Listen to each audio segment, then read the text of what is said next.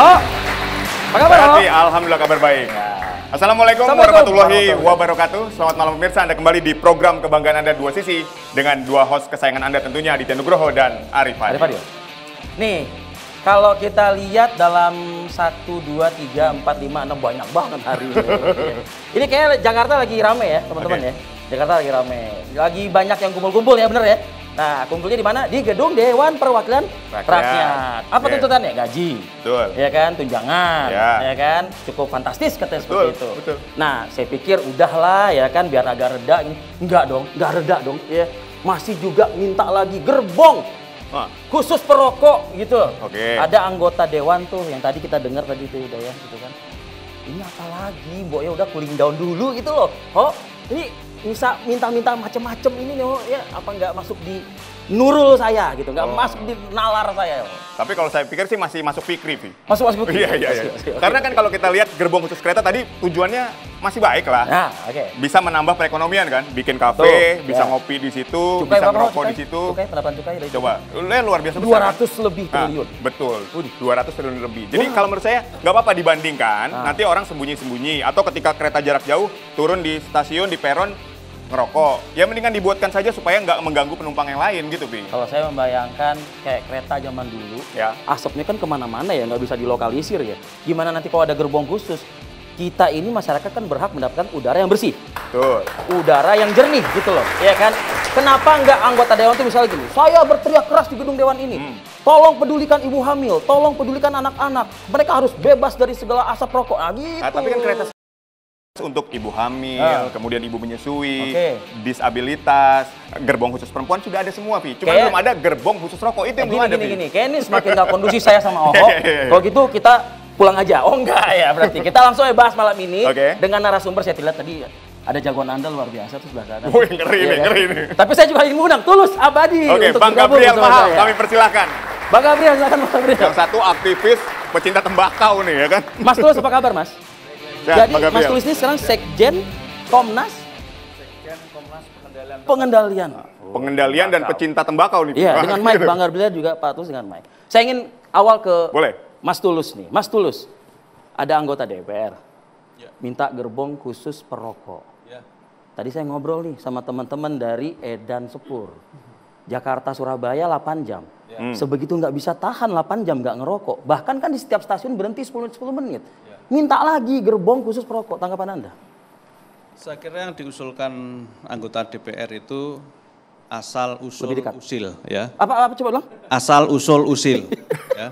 Dan saya katakan bahwa yang diusulkan itu ya itu hak mereka, hak dia, tetapi menurut saya dalam konteks ini sudah tidak ada isu.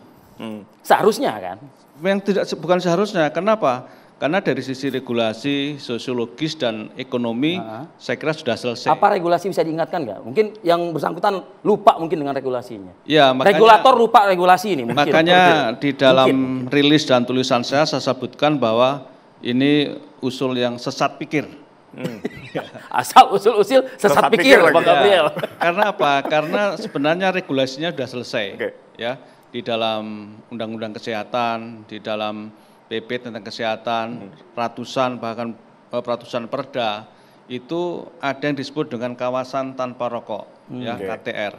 Nah, itu ada beberapa kategori. Nah, salah satunya adalah kawasan tanpa rokok di angkutan umum. Nah, di angkutan umum itu sudah clear, sudah 100%. Di situ disebutkan bahwa di angkutan umum tidak boleh ada smoking area, tidak boleh ada smoking room. Yang boleh smoking room atau smoking area ya ada dua, yaitu tempat kerja dan tempat umum. Yang lain tidak boleh, angkutan umum, kemudian fasilitas kesehatan, fasilitas pendidikan, tempat bermain anak, dan beberapa yang lain. Itu tidak boleh. Nah, yang masih dibolehkan, tapi dengan syarat tertentu adalah tempat kerja dan tempat umum. Itu yang masih dibolehkan. Nah, itulah yang kemudian ketika ada usul begitu, itu artinya apa yang diusulkan adalah tidak mengerti regulasi. Ya, padahal DPR adalah pembuat regulasi dan levelnya undang-undang. Mosok dia nggak ngerti undang-undang, ya. Mosok nggak ngerti PP. Nah, ini yang kemudian kita sebut bahwa usulannya adalah anti regulasi, sesat pikir. Itu dalam konteks regulasi. Kemudian dalam konteks sosiologis. Ini kan kalau kita bicara kereta api tanpa rokok, ya itu kan sudah 15 tahun. Sejak zaman Pak Jonan menukangi di rut kereta api dan beliau dengan susah payah membebaskan kereta api tanpa rokok, dan waktu itu saya tulis di media, saya mendapatkan apresiasi dari beliau, dan kemudian inovasi-inovasi yang lain untuk meningkatkan keandalan kereta api. Ada transformasi pelayanan kereta api yang luar biasa, yang salah satunya adalah membebaskan dari asap rokok gitu. Nah itu yang kemudian kondisi yang sudah sangat bagus, tapi kemudian ada usulan yang asal usul usil gitu. Dan dalam ketiga, pada konteks ekonomi, dalam arti bahwa dengan penerapan kawasan tanpa rokok di kereta api, alias dilarang merokok di kereta api, itu bukan berarti penumpang kereta api menyusut, tidak ya. Bahkan sekarang kereta api menjadi angkutan favorit, ya baik untuk yang edan sepur tadi, yang KRL, ataupun kereta api antar kota atau jarak jauh, itu menjadi angkutan favorit. Bahkan pesawat sudah mulai berkurang karena kereta api banyak inovasinya, jalan tol juga mulai tergerus sedikit gitu kan.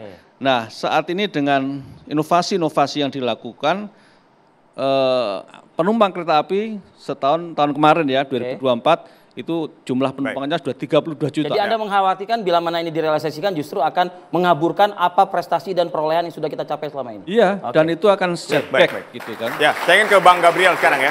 Bang Gabriel, tadi asal usul-usil sesat pikir dikomentari dari berbagai aspek. Ada aturan di situ, sosial dan ekonomi. Bang Gabriel juga boleh menanggapi, silakan. Begini, aspirasi kata wakil rakyat itu kemarin itu kan aspirasi rakyat katanya kan. Dia sampaikan apa yang menjadi aspirasi rakyat. Aspirasi rakyat itu tidak bisa kita serta-merta mengatakan itu sebagai satu sesat pikir, ya kan? Dia dalam tugas dan fungsinya sebagai wakil rakyat tentu harus mendengarkan itu dan ya kemudian dia menyampaikan. Sekalipun sebenarnya dia harus mengkaji dulu peraturan perundangan yang ada, ya. Karena itu jelas sekali memang di Undang-Undang Kesehatan tahun 2023 dengan PP dan segala peraturan anunya itu sudah diatur, ditetapkan kendaraan umum, kereta api termasuk kendaraan umum adalah zona bebas asap rokok. Tapi kan bukan tidak mungkin dari asal usul tadi itu kemudian ada upaya untuk merubah itu undang-undang. Merubah peraturan tadi. Merubah peraturan perundang-undangan yang ada itu kan. Saya begini. Saya tadi datang dari Labuan Bajo dan di tempat smoking area ada satu kecil di sudut di tempat tunggu pesawat itu. Saya baca berita gitu ya. Berita bahwa penerimaan cukai rokok Januari sampai Juli 2025 itu sebesar 121,9 triliun. Dari target penerimaan APBN 244,2 triliun. Dari mana duit 21,9 triliun ini? Dari konsumen rokok yang mestinya dilindungi kalau dulu dari lembaga beliau sudah di Komnas. Oh sekarang di Komnas. Kalau dulu kan ya konsumen rokok dilindungi juga. YLKI. Kita masih di Pak. Jadi artinya kita mengandaikan dari Januari sampai dengan Agustus ini atau Juli lah, perjuangan Pak Tulus ini supaya Indonesia bebas dari tembakau rokok berhasil, maka tidak ada yang merokok. Maka kemudian dari Januari sampai dengan bulan Juli tidak ada dana 121,9 triliun itu. Anda ingin mengatakan sudah siap kita? Belum siap, jelas. Kan?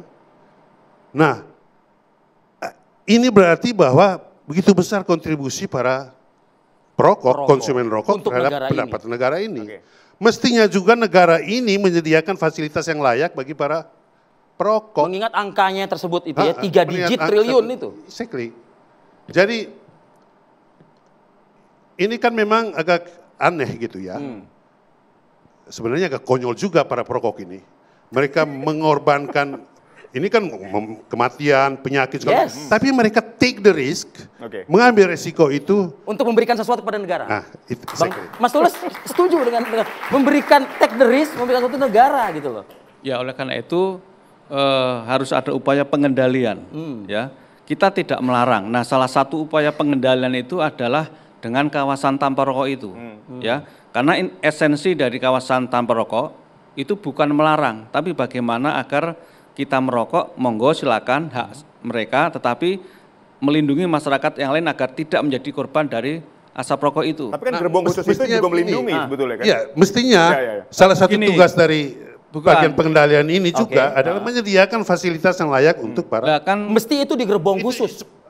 Bagian dari tugas Bapak inilah untuk menyediakan fasilitas. Ya, kita kembali ke regulasi. Baik. Ya, regulasinya sudah... Tertutup Bang Gabriel udah. Clear. Ya. Tadi regulasi bisa diubah toh? Ya silakan. Kalau regulasi itu harus dirubah dulu. Ya, silakan. Tapi saya akan berdiri untuk melawan agar regulasi tidak ada perubahan karena sudah menjadi on track regulation.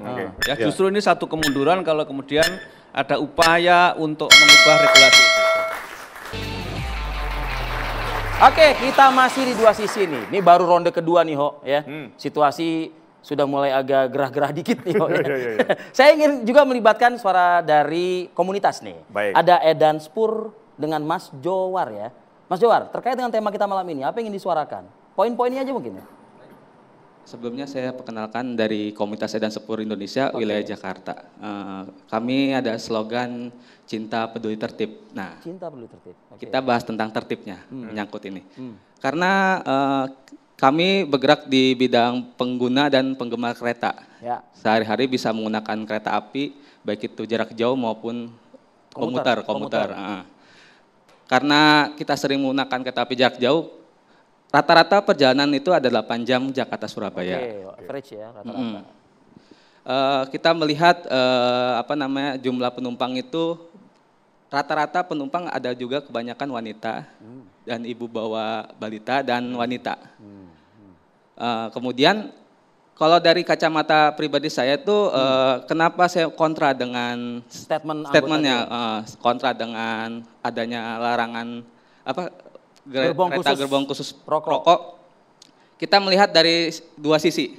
Ya, malam ini kita di dua sisi. Ya, pertama dari sisi Baik. Dari sisi kesehatan dulu. Oke. Memang betul cukai itu cukup tinggi di Indonesia, pendapatan negara dari cukai rokok. Namun kita juga harus lihat dari sisi kesehatan warga, masyarakat. Ingat rata-rata itu ada bayi yang terkena penyakit ISPA. Itu bisa sangat cukup tinggi di puskesmas. Kemudian dari sisi akomodasi dari kereta api tersebut biasanya ada kereta pembangkit. Di situ ada bahan bakar yang mudah terbakar. Keamanan berarti ya? Keamanan. Dari dua sisi tersebut kita menolak. Kenapa? Bisa memicu terbakarnya sebuah kereta. Kita nggak tahu putung rokok itu jatuh di mana. Ya. Kalau kita ada AC atau blower kan ketiup angin dan tiba-tiba jatuh ke tempat yang mudah terbakar. Baik, Mas Jowar, terima kasih dari Edan Spur. Bang Gabriel, saya minta tanggapannya dulu dong dari suara ini gitu. Masukan dari masyarakat. Pertama gini ya, kembali tadi peraturan undang-undang kesehatan memang sudah menetapkan itu ya. Tegas bahkan. Tegas. Kereta api itu termasuk kendaraan umum. Ya. Nah, kalau tadi Bapak Wakil Rakyat di DPR itu serius untuk mengusulkan hal tersebut, mestinya dia mulai dengan mengusulkan perubahan pada undang-undang kesehatan. Kalau tidak salah di pasal 151 dan peraturan pelaksanaannya. Itu baru kita melihat bahwa hal itu sebagai hal yang serius. Nah, apakah perlu menyediakan fasilitas-fasilitas untuk para perokok termasuk kereta? Ya perlu saya kira. Justru dengan itu kita tadi, dengan ada tempat-tempat khusus tersebut. Tidak mengganggu penumpang lain. Tidak mengganggu penumpang lain. Lebih Tapi keamanan itu loh Bang.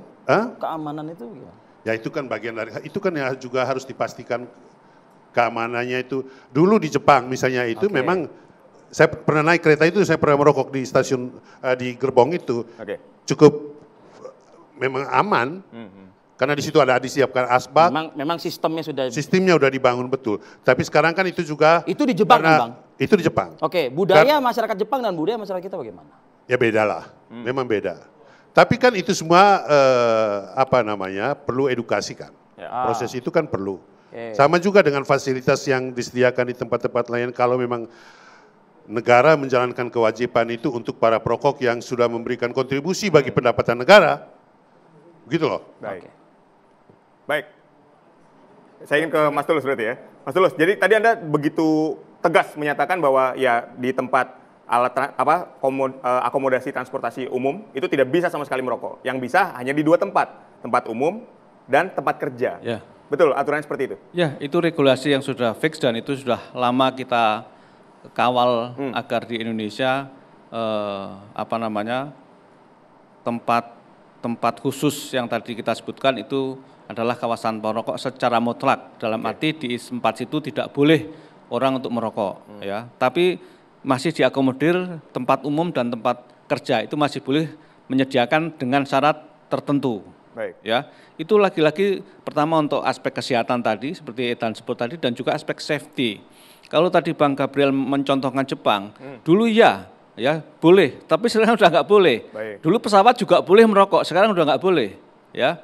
Karena apa? Karena aspek pertimbangan security di dalam perjalanan, bukan hanya melindungi perokok ataupun non perokok, atau juga yang kita lindungi adalah tenaga kerja di dalam. Jadi keselamatan perjalanan. Iya dong, itu yang utama. Sehingga pentingnya membebaskan asap rokok di dalam perjalanan selain soal kesehatan khususnya bagi perokok pasif adalah juga untuk aspek safety dari armada transportasi yang kemudian menyangkut keselamatan dari seluruh penumpang.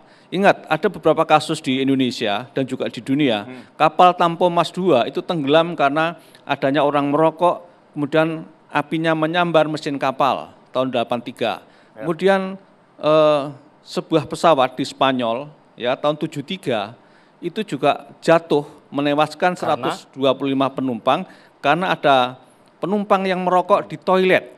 Ya, di toilet pesawat yang kemudian asapnya kemana-mana dan kemudian akhirnya membakar itu. Tapi Mas Tulus, kalau misalnya mereka kita semua ini disosialisasikan sebagaimana tadi masukan dari Bang Gabriel, tentu kan bisa-bisa saja dong berarti. Ya, sosialisasi bahaya, sosialisasi preventif, tindakan-tindakan. Ya, kita memang gampang mengucapkan soal sosialisasi. Ya, tetapi bukan hanya soal sosialisasi, ini menyangkut security dasar. Ya, di sosialisasi kayak apapun, kalau kemudian dari sisi fundamental ini masalah nggak bisa. Yang bisa disosialisasikan kalau itu hal-hal positif yang kemudian bisa diubah ke lebih baik. Tapi kalau dasarnya udah bermasalah nggak bisa dong. Karena tadi untuk melindungi manusia dari sisi kesehatan dan lain sebagainya dan juga dari sisi safety itu yang tidak bisa dikompromikan dalam konteks mewujudkan adanya kawasan tempat merokok di angkutan umum. Ya di seluruh dunia sudah nggak ada. Tadi yang dicontohkan Bang Gabriel masa lalu, baik di saat terakhir naik kereta api di Jepang juga nggak ada. Apapun itulah Mas Tulus ya, tapi Bang Gabriel sepertinya juga amat menyayangkan ya Bang Gabriel. Menurut Anda yang saya tangkap, bila mana negara ini juga mendapatkan sumbangan dengan angka 3 digit triliun tersebut, tapi kok kita Anda terutama dalam hal ini seakan-akan tidak diperhatikan. Anda melihat seperti itu? Iya, begini loh. Ini udah lama sudah kita bicarakan soal isu tembakau, isu rokok ini, pengendalian tembakau tadi. Pertanyaan yang paling penting yang mestinya ditanyakan dipersoalkan atau diperenungkan, dipikirkan oleh para wakil rakyat itu, apakah Indonesia punya kepentingan dengan tembakau, dengan segala industrinya? Kan? Atau mau lebih mengutamakan kepentingan agenda kesehatan publik? Sementara pengendalian tembakau itu, kan pengendalian tembakau yang dilakukan oleh Pak Tulus, menjadi pertanyaan, kenapa tembakau, kenapa bukan rokok? Ya kan? Nah ini tembakau ini disebut, tahun-tahun tembakau disebut sebagai green golden, emas, karena nikotin, udah ada penjelasan banyak ilmiah tentang manfaat nikotin itu. Nah kenapa itu yang menjadi masalah gitu loh, dalam isu soal tembakau. Nah kalau kita belajar sejarahnya, maka kemudian kita menemukan bahwa sejak Direktur WHO Brundtland menjadi direktur WHO, dia menjalankan agenda anti tembakau itu. Dan itu disponsori oleh pihak-pihak korporasi farmasi multinasional yang menghasilkan produk-produk nikotin replacement therapy. Nah, kepentingan Indonesia itu di mana? Mau dukung ini produk nikotin saat ini yang berjalan apa menurut Anda? Atau yang tembakau ini? Saat ini yang berjalan menurut Anda apa? Yang luar biasa besar. Saat ini jelas kan Indonesia punya kepentingan dengan sumber pendapatan negaranya. Kalau sebenarnya gampang aja sebenarnya minta ke Pak Tulus, dorong pemerintah untuk nyatakan rokok sebagai ilegal. Nah, jadi jelas dan ya, merokok tidak abu-abu ya. Nggak abu-abu. Kayak gitu gimana tawaran? Clear. Nggak ada ribut-ribut lagi kita. Selesai. Yang bikin ribut Bang Gabriel, bukan kita. Jadi saya kira tadi yang disampaikan Bang Gabriel, saya kira sudah lama disampaikan dan menurut saya itu ya halusinasi. Anda kembali menyaksikan dua sisi, kita sudah masuk ke segmen ketiga, waktunya pergantian pemain, Vi. Ya, betul. Oke, Bang Gabriel boleh bertukar dengan Bang Fahmi. Mas Tulus, terima kasih. Kita nanti punya pandangan berbeda. Saya ingin mengundang Prof. Rian Nugroho. Boleh bersalaman dulu Bang Gabriel. Mantap. Apa kabar, Prof? Oke. Bang Fahmi. Nah, ini usulannya dari kawannya Bang Fahmi sendiri nih langsung nih. Oh, oke. Iya kan? Nah, kalau Anda sendiri gimana? Sebelum kita ke yang lain-lain, saya ingin tadi, gerbong khusus rokok. Pandangan Anda sendiri seperti apa? Tadi kita sudah mendengar pandangan dari Bang Gabriel. Kalau pandangan saya hari ini sebenarnya, datang ke sini ini dalam rangka sebenarnya tidak pro dan kontra sebenarnya. Saya datang ke sini karena ada usulan ini ceritanya. Ceritanya kan Pak Dabelnya Pak Nasim ini banyak petani tembakau. Banyak petani tembakau. Jadi catatannya itu ada 2,3 juta di Indonesia ini petani tembakau. Termasuk tempat istri saya di Lombok sana. Itu penghasil tembakau. Nah, ini kan ada aspirasi nih. Jadi mungkin disampaikan kebetulan sama KAI, ya sudah akhirnya kejadian ribut begini nih, padahal sebenarnya nggak perlu ribut begitu, kan begitu. Dan data perokok kita ada sekitar 70 juta orang. 70 juta orang ini yang mau ngomong itu sedikit sekali. Kenapa? Takut. Bukan takut sih sebenarnya. Takut terhadap regulasi tadi itu? Sebenarnya sudah paham dengan regulasi itu. Kalau dilarang merokok, ya sudah. Kayak saya ini perokok, tapi saya ya sudah kalau dilarang merokok saya nggak akan merokok, begitu. Regulasi dan dampak kesehatan aja bahkan udah paham banget. Tapi kan sebelumnya kan Anda menyimak tadi kan, ini masih gray area kan maksudnya kan gitu kan? Betul, gray area sebenarnya. Undang-undang ada, tegas diimplementasikan, tapi faktanya masih 3 digit kepala 2 triliun rupiah. Kalau saya nggak akan bilang itu cukainya apanya, nggak mau bilang ke situ. Saya lebih, ini ada aspirasi kecil, kelompok kecil. Berapa juta petani? 2,3 juta. 2,3 juta petani. Ada perokok. Perokok yang usul ini itu kecil sekali. Ini si perokok petani ini itu dia memang biasa naik gerbong kereta gitu. Saya termasuk, tapi ada beberapa juga pengguna KRL ini yang terutama jarak jauh ya. Terutama jarak jauh itu dia mungkin karena malu-malu, tidak mau ngomong, akhirnya curi-curi. Ya kejadiannya begitu, buang puntung sembarangan dan sebagainya. Itu fakta ya? Faktanya begitu. Oke, saya ingin ke Pak Rian kalau gitu. Pak Rian, seberapa masukan ini perlu di follow up gitu loh? Minimal oleh anggota Dewan tadi lah begitu. Jadi begini, saya bukan pengamat loh ya, saya pengajar. Iya. Pengamat tuh cuma lihat dia doang gitu. Jadi kebijakan publik itu ngatur publik. Tapi ketika masuk ke ranah privat, termasuk namanya KAI, itu yang namanya DPR, teman DPR tadi, itu hanya pada level untuk memberikan masukan. Tidak bisa mempengaruhi. Sehingga nanti keputusan itu pada yang namanya eksekutif KAI. Nah, pertimbangan-pertimbangan itu tentunya dengan melihat apakah efisiensinya dan macam-macam. Termasuk misalnya, ini ekstrimnya ya. Kemudian marah semua perokok nih ya, petani marah semua. Di dapilnya misalnya anggota dewan tersebut. Mungkin trade off-nya adalah diberikan, misalnya trade off-nya, diberikan kereta khusus merokok cuma harganya 2 kali. It could be gitu ya. Jadi kenapa dimahalin, Bro? Loh, ini kan masalah pilihan KAI kan bukan kita kan. Jadi korporasi punya korporat. Jadi nanti nggak adil lagi dong, masa buat petani perokok mahal. Loh, ini kan keputusan korporasi loh. Ini KAI itu entitas yang mandiri loh. Kita sering kali mengatakan pemerintah bisa ngatur semuanya. Nggak boleh. Ada batas-batas di mana pemerintah nggak boleh ngatur. Ini ngatur publik ya. Tapi ketika masuk organisasi korporasi, keluarga, sekolah, ini harusnya dibebaskan mandiri. Tentunya ketika membuat dia pertimbangannya macam-macam tadi. Ini yang kadang-kadang kita lupa. Kedua, ini masalah kita sering kali abai ya. Kita bermain di kata-kata sekian ratus triliun gitu kan dari cukai kan. Masalah bukan sebesar itu. Masalah adalah karena kebijakan pemerintah sendiri tidak cukup cerdas membangun yang lain. Sehingga yang lain nggak maju gitu loh.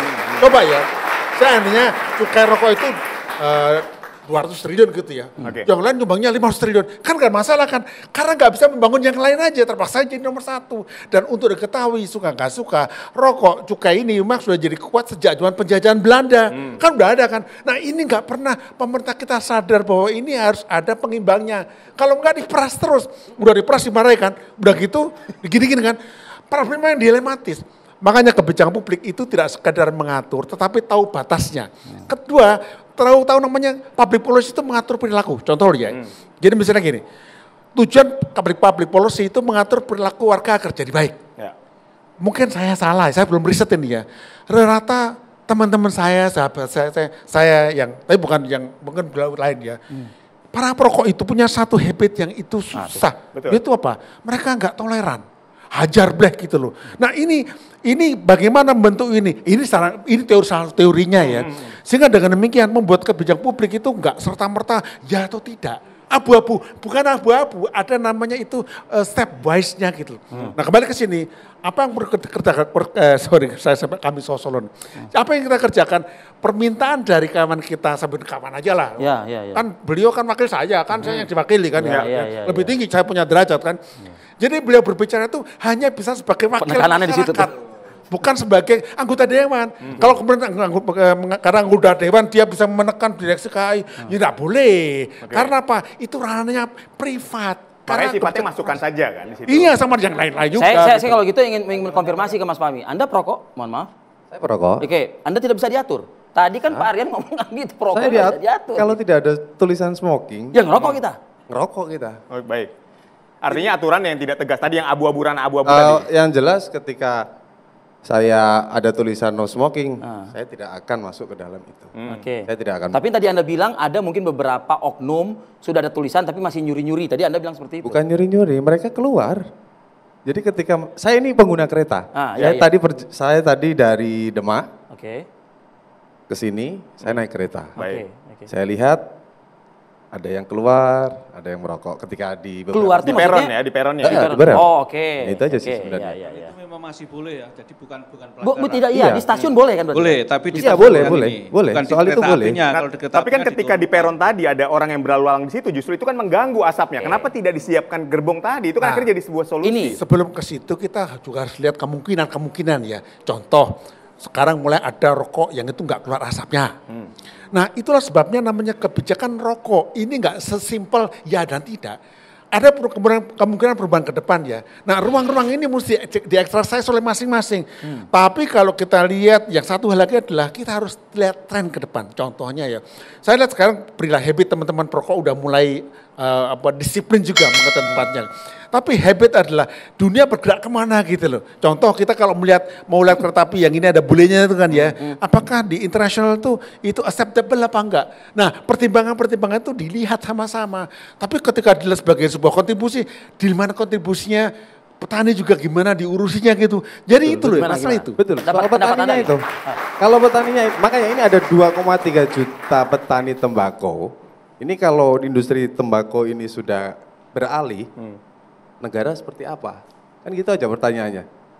Negara mau gimana ini nih, ada petani dengan 2,3 tadi itu, keluarganya itu terbebani ketika mereka beralih ke pekerjaan lain. Negaranya kayak apa? Itu aja sih. Dan negara juga membutuhkan pendapatan tadi ya, 224 kalau soal itu saya tidak mau ke situ, itu urusannya. Ini maksudnya ancaman Mas Fahmi? Bukan. Saya mau nanya aja. Ini ada 2,3 juta petani. Ini ketika mereka sudah tidak bertani tembakau, mereka itu mau kemana? Mau bekerja seperti apa? Itu aja. Memang tidak mudah, ada betul. Contohnya ya di segitiga emas Burma itu ya Thailand tuh, mereka dulu menanam opium. Ketika itu dilarang, mereka juga bingung. Jadi terus terang saya katakan public policy. Nah itu yang tadi disampaikan di segmen saya sebelumnya, ini belum ada larangan kan terhadap tembakau, ya artinya mereka masih tetap beroperasi kan. Nah, isunya begini, contoh nih ya, contohnya. Jadi dipikirkan juga bagaimana tembakau ini istilahnya, seandainya itu di-ban, dia nggak sengsara hidupnya. Contoh, ada namanya sekarang terapi tembakau untuk si A ya, bisa juga ada. Teman kita di DPR, dia pakai itu bisa. Dengan demikian pemerintah mikir lagi. Jadi bukan semata dia, tapi ini pikir gimana gitu loh. Karena jangan sampai bikin sengsara semuanya gitu loh. Jadi harus banyak kreativitas yang dilakukan oleh pemerintah. Enggak, jangan kreativitas. Kreativitas itu apa dong?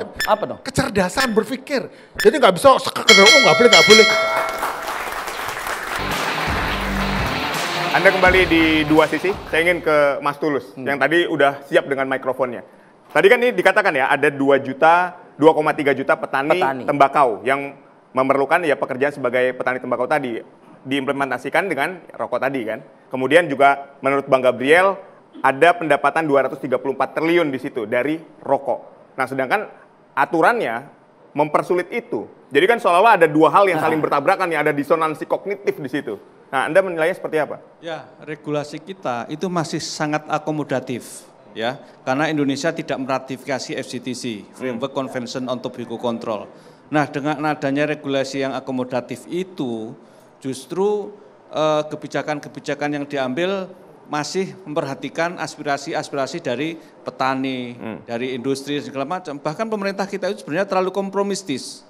Ya. Nah, dalam konteks cukai, ya cukai memang sebagai instrumen pengendali. Kita akan terus mendorong agar cukai makin dinaikkan, makin dimahalkan. Agar apa? Agar ini menunjukkan kehadiran negara untuk melindungi konsumen, melindungi masyarakat. Dalam konteks cukai itu memang dibebankan kepada konsumen agar masyarakat mulai mengendalikan konsumsinya dan pada titik tertentu berhenti karena ada ongkos kemahalan seperti namanya pengmahal. Tapi efek ekonominya gimana? Yang tadi petani tembakau tadi ketika mulai membatasi petani tembakau itu nanti kalau misalnya memang sudah pada titik tertentu berhenti kan banyak bisa migrasi ke komoditas yang lainnya dan itu kalau didampingi pemerintah dengan serius dan sebenarnya di Jawa Tengah itu sudah mulai itu bisa jalan. Karena ini kan kesalahan kita ketika kemudian tembakau dijadikan hanya rokok. Mungkin pada titik tertentu nanti tembakau bisa dipakai untuk yang lain. Di Jerman saya baca tembakau diteliti sebagai ekstrak anti kanker. Ya. Inilah yang kemudian negara harus betul-betul komprehensif di dalam pengendalian tembakau pada titik-titik yang diakomodir di dalam undang-undang. Tapi kita, Indonesia itu negara yang masih akomodatif sekali. Ini yang harus kita tingkatkan. Saya ke Bang Gabriel. Bang Gabriel, dimahalkan, setuju? Begini, kalau kita baca konvensi pengendalian tembakau itu, memang ada kebijakan-kebijakan atau strategi untuk menaikkan harga lewat teks, lewat macam-macam. Ya. Tapi pertanyaannya selalu, saya pinjam ungkapan dari filsuf Romawi ini. Qui bono? Pertanyaan itu mempertanyakan ada kepentingan apa di balik agenda-agenda yang nampak di depan mata kita itu. Ya kan? Kepentingan apa sebenarnya? Itu yang mestinya harus ditelisik. Nah, kebijakan-kebijakan itu sebenarnya kalau kita lihat sejak awal lahirnya agenda pengendalian tembakau itu di rejimnya Brundtland tahun 1998, itu semua untuk kepentingan dari produk yang menggantikan tembakau, nikotin replacement therapy. Karena itu juga tidak akan di-stopin itu pengguna rokok. Karena mereka adalah juga market dari nikotin replacement therapy. Pasarnya di situ. Indonesia itu market yang dianggap sebagai market yang besar untuk produk-produk nikotin replacement therapy, NRT, yang tidak dihasilkan di Indonesia loh. Kita hanya jadi negara distributor aja. Jadi tujuan marketing untuk produk-produk itu. Nah itu yang mesti diteliti dengan cermat untuk menentukan kebijakan-kebijakan itu. Posisi kita itu di mana? Kepentingan bangsa Indonesia itu di mana? Gitu loh. Karena itu juga misalnya lewat Bloomberg, prakarsa Bloomberg. Dana-dana itu dana-dana apa itu? Apakah bukan bagian dari PR atau bagian dari marketing? Untuk produk-produk itu, siapa sumber dananya? Itu semua mesti diteliti dengan cermat, objektif untuk mengetahui mana saya selalu ginilah, kepentingan bangsa ini di mana? Gitu loh. Itu yang harus menjadi pertanyaan para wakil rakyat. Oke. Gitu. Tarian? Jadi betul nama program ini, dua sisi. Public policy pasti punya dua sisi yang itu bertentangan. Dan tugas kita bukan mengaku, tapi memilih yang terbaik di antara dua dan kemudian memilih pilihan-pilihan lain. Contoh ya, ini salah satu ilustrasi yang tadi disampaikan Jerman betul. Kita juga bagaimana kita mengembangkan riset khusus untuk pengembangan khusus petani ya. Petani itu nanti akan lebih mampu gunakan produk tobakonya untuk health. Kemudian mungkin ada perkembangan lagi sebuah sistem di mana rokok itu gak keluar sama sekali asapnya, gak ada baunya. Riset-riset itu bisa didanai juga dan jadi bagian pilihan lain juga. Sehingga dengan demikian kebijakan anti rokok akan berbeda barangkali. Jadi bukan masalah pro kontra, bisa nggak kita mengatasi kerumitan yang dualistik ini. Nah hal ketiga adalah saya sepakat ya masalah tadi. Jadi gini, rokok ini bukan masalah simpel juga. Ini isu global gitu loh, perkelahian. Coba berapa waktu lalu kan tiba-tiba kita punya industri makan sama siapa gitu kan, hilang aja. Tapi kita juga nggak bisa serta-merta mengatakan bahwa rokok itu menjadi industri yang itu padat karya. In a very short time kan 1 tahun ke depan. Kalau mau itu udah AI semua, habis itu pekerja itu.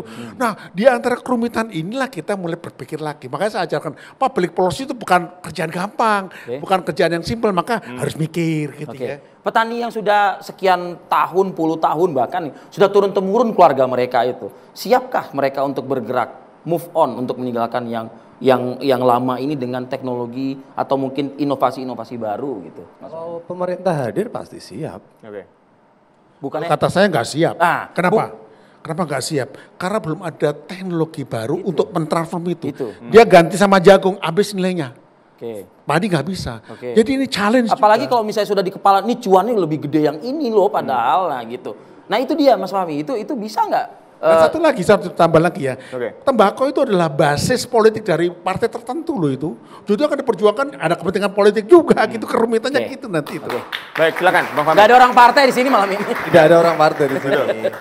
Yang jelas gini, kalau petani tembakau itu butuh kanalisasi kan pasti. Butuh kanalisasi. Butuh negara hadir. Butuh negara hadir. Ini mau digimanain?